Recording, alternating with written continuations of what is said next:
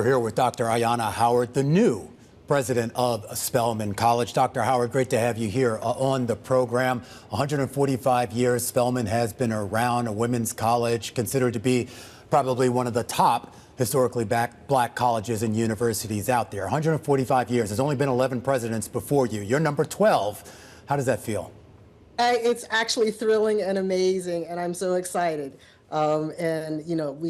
I believe and truly believe that this is a legacy and a mission and a calling. Well, I do want to talk about your background, and it is pretty illustrious. You've worked at the Jet Propulsion Laboratory, a long career in engineering, AI. You helped to build Mars rover technology.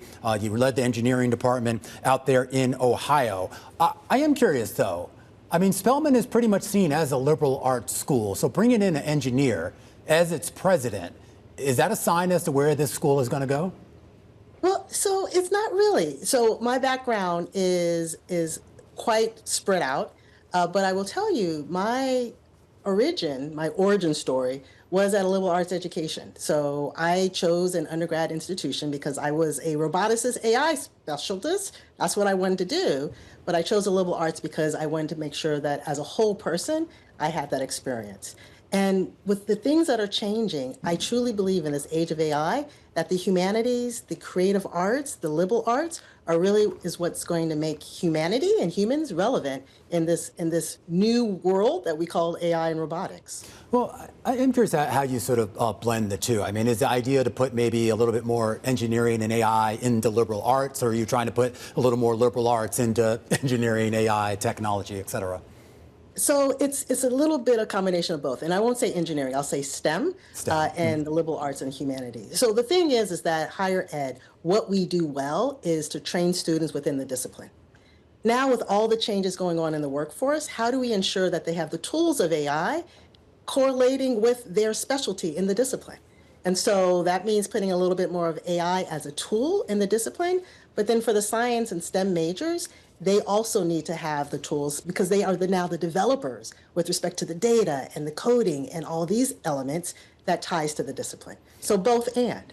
I know you've only been there for six and a half days or whatever it is now, but are you considering at all any sort of a standalone engineering degree? Actually, no. No? One of the things is that we have a university called Georgia Tech right down the street. We have a dual degree engineering program. So the students can come to Spelman. They can be in a STEM major and finish and basically matriculate to get their engineering degree. So that has already existed and it works well. And the students that go through that program are amazing in terms of alums. So there's no need to start an engineering program when we already have the ability to train our students in that discipline. I want to ask you just about the current crop of students coming in, not only for this year and beyond, and their ability to actually afford Spelman. Roughly about $60,000, which, actually compared to other universities is a modest bargain. But obviously there have been some significant rollbacks in some of the federal aid with regards to loans, a cap on the amount of loans that people in need can actually take, a cap that is basically about $20,000, I think $65,000 total for the student. That's well below what it takes to enroll at Spelman. Have you looked in your short time there so far into ways to sort of mitigate and close that gap between the students in need and what can actually be obtained? Yeah, so one of the things is we have something called the Spelman Forward campaign, which is really going out and fundraising to really cover that gap. And I will say when the Spelman Forward campaign launched back in the spring, I will tell you, I did not realize how important this really is in this day and age. And so we are being more aggressive around asking our donors, our alums, corporate sponsors to do more because they need these students when they graduate. And if they have the debt and they can't go to grad school because of the limitations, they will lose an entire generation of students, excellence working for them.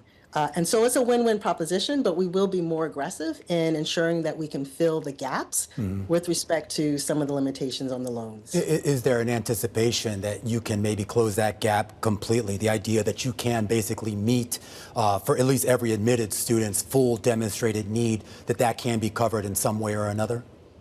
we're going to try. We're going to try our best. Well, I mean, your predecessor, the interim President Roz Brewer, who's still there on the board, did a really great job in fundraising. And obviously, Spelman Forward was just announced earlier this year to really double down on what she's done. You serve on corporate boards, Autodesk, Motorola, a few others I'm probably forgetting here. How are you going to leverage your corporate connections to maybe continue what Roz Brewer was able to do?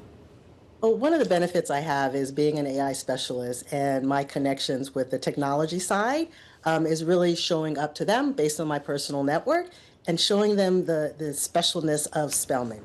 I will say a lot of times, if they're going to an HBCU, they have not come to Spelman, but with me in the role, they will. And so it's showing them what we do, what we're capable of. And I will tell you, our students are special. They are smart, they are bright, they're confident, and they are talented. One more question about what's been going on in Washington, and that involves the rollback of some of the federal funding for university research, an initiative to put more of that money in the hands of private companies. How exposed is Spelman to that rollback in R&D coming from the federal government? Yeah, so one of the things that we've had to do is fill in the gaps of some of our faculty that have lost their funding in areas that are really, really important, whether it's Black women health, whether it's thinking about the social justice and inequities in our society. And so we have been filling that gap.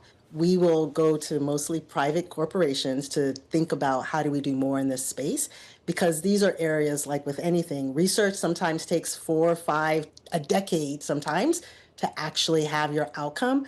And so we will fill that gap even if we aren't able to get the grants from the federal government in certain areas. All right, we have to talk about AI. Obviously, a hot topic. It is your wheelhouse, and we should point out. I mean, I was asking you earlier about whether you have a standalone engineering department. I mean, there are. You guys have touted this for years. I mean, Spelman is the biggest producer of Black women who go on to STEM PhDs. I assume, I don't want to put words in your mouth, you want to continue that trend. Oh, of course, and even more. Yeah. Well, talk to me about just how the AI boom overall fits into that, and whether that actually widens the pipeline, and I'm talking specifically for Black women, or maybe potentially creates maybe some hurdles, some roadblocks up ahead. So I think it widens the pipeline. So we're going to assume we are doing it correctly. And so we're going to be navigating and figuring that out over this next year. But what happens is that when you're out in the field, AI is a non-negotiable. It's already left the train station. It is, in fact, bullet speed ahead. And so how do we quickly ensure that our students, whether they're in the STEM or even the humanities, or they're interested in law, know how to use these tools in their discipline when they're going to grad school? I want to make sure that when they are day one sitting in that class and the professor is talking about, well, we're doing legal briefs and you need to use your chat bot to go through them, that they're like, oh, I actually did that as an undergrad. I know exactly what you're talking about.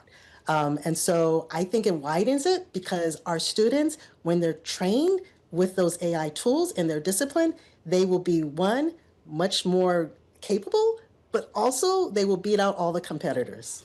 Do you think, though, the students are going to embrace this? And I bring that up because this past graduation commencement season, there was a lot of hay made of some of the reaction by the graduates to some of the speakers talking and extolling the benefits in the future of AI. There's a lot of anxiety about displacement of jobs and just the general role of what AI will be in our lives. So when you have some young girl coming in, 17, 18, 19 years old, into the school this week here, do you think she's going to have that same enthusiasm for this technology that you have? Well, this is the thing, and this is why the humanities and having this critical thinking skills is important.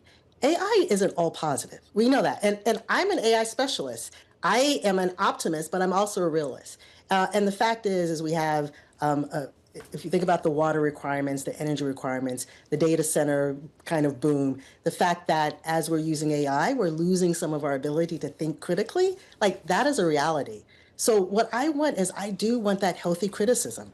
I want students to say, look, what are you doing about X? What are you doing about Y? And let's have a conversation so we can move together because the world is moving forward. I want our students to have a voice and a seat at that table, asking those hard questions so that we do get it right. Well, I also want to draw on the fact you wrote a book, basically kind of the book on bias in AI.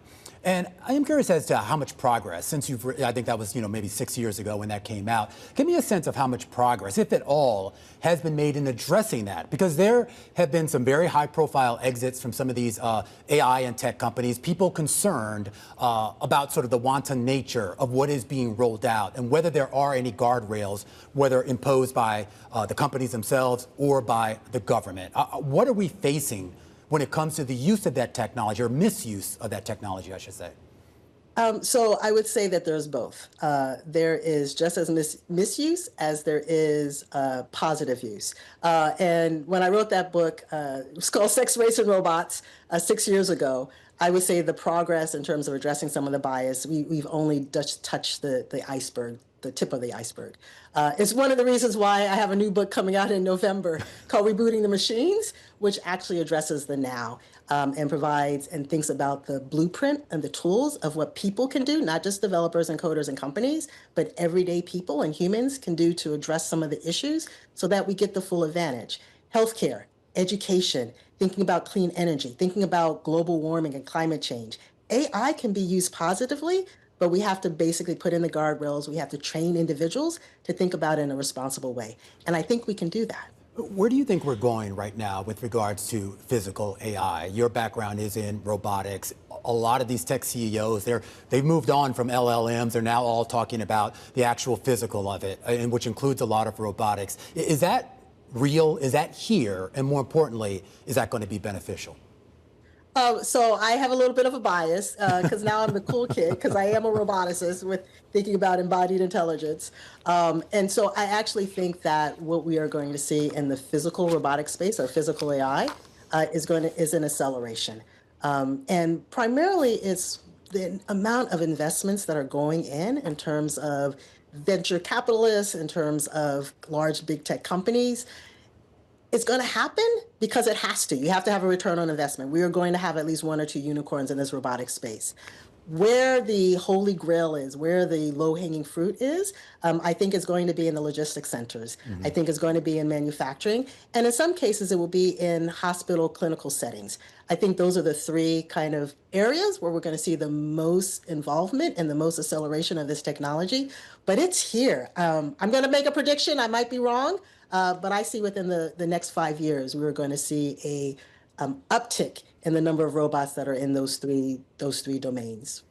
We started this conversation kind of with a nod to how the age of Spelman, going back to the 1880s. And we think about the original intent of why most of these historical black colleges and universities were created back then. Here in 2026, let's just say black Americans are dealing with a lot. And I am curious as what's the message that you have for those young women coming in as to the importance of an HBCU like Spelman, as well as your peers, and whether that legacy, and more importantly, the ability that these schools have to shepherd these men and women to whatever our new world is going to look like. How much power do you still have? So I think even more now than ever is one of the reasons why I said yes to this mission and this opportunity is that we need universities like Spelman today. We belong here. We belong to society. We change the shape of society.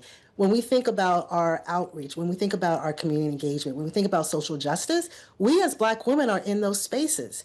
And so how do we empower the next generation of students so that when they're in those spaces, they have the voice, they have the talent, and have the skill to actually make the change that we need today. More importantly than ever, we need the space to feel like we belong because, frankly, in a lot of places, we no longer are.